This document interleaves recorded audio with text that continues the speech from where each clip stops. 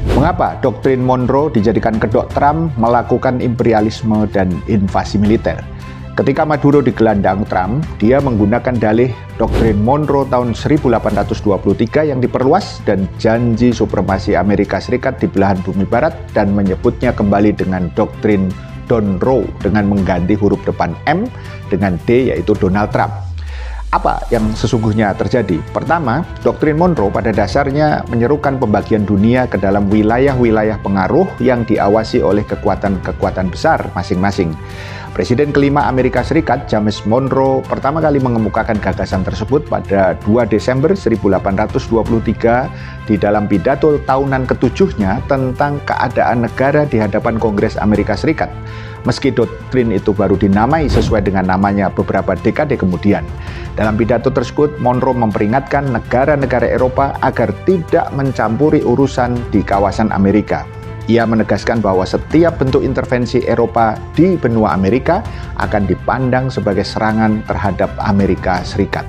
Kedua, sebagai imbalannya, Monroe berjanji bahwa Amerika Serikat akan mengakui dan tidak mencampuri koloni-koloni Eropa yang sudah ada maupun urusan dalam negeri negara-negara Eropa, yang pada prakteknya juga hanya omong kosong belaka.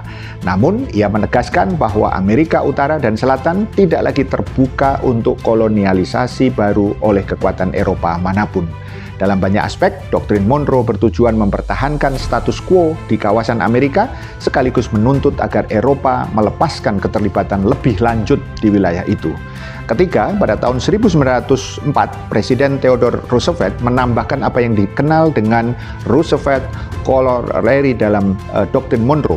Tambahan ini menegaskan hak Amerika Serikat untuk melakukan intervensi di negara-negara Amerika Latin guna mencegah campur tangan Eropa, terutama dalam persoalan utang dan ketidakstabilan demi menjaga stabilitas dan melindungi kepentingan Washington yang ada di belahan barat.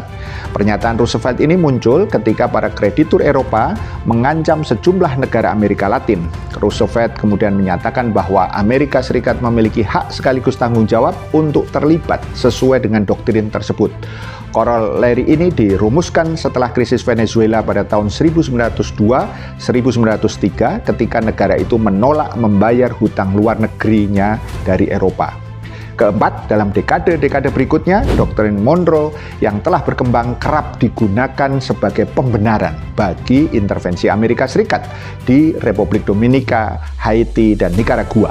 Pada tahun 1980-an, Presiden Ronald Reagan mengambil pendekatan keras terhadap kawasan tersebut yang oleh para pengikutnya dicap sebagai imperialis. Di Nicaragua, Reagan mendukung kelompok sayap kanan kontra melawan pemerintahan kiri Sandinista, sebuah kebijakan yang kemudian menyeret Amerika Serikat ke dalam skandal perdagangan senjata Iran-Kontra. Reagan juga kemudian memberikan dukungan kepada pemerintahan sayap kanan yang dituduh melakukan pelanggaran HAM berat di El Salvador dan Guatemala. Kuba juga telah lama berada di bawah tekanan intensif Amerika sejak revolusi Fidel Castro, baik melalui ancaman militer maupun sanksi ekonomi keras yang masih berlaku hingga saat ini. Selain itu, terdapat laporan mengenai upaya-upaya untuk memicu kudeta terhadap pendahulu Maduro di Venezuela, yaitu Hugo Chavez, sebelum ia meninggal dunia pada tahun 2013. Kelima, siapa yang memberi hak sepihak bagi Amerika dengan kedok doktrin Monroe-nya yang diperluas untuk gentayangan dan melakukan kebrutalan dan kejahatan politik di Amerika Latin maupun di tempat lain yang konon dianggap halaman belakangnya, yaitu backyard-nya Amerika, dan juga di berbagai tempat lainnya.